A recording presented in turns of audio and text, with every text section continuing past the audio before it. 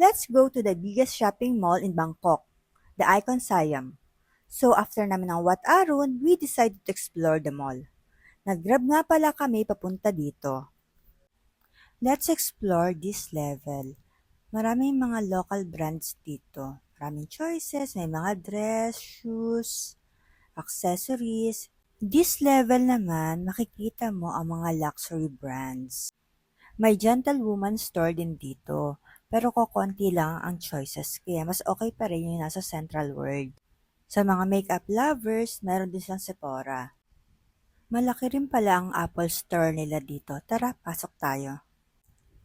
Sa dulo ng Apple Store, merong exit door. Tara, tingnan natin. So, meron silang park. Perfect ang spot na to para sa mga mahilig mag-picture at sa mga mahilig mag-TikTok. By the way, if you're planning to go to Thailand,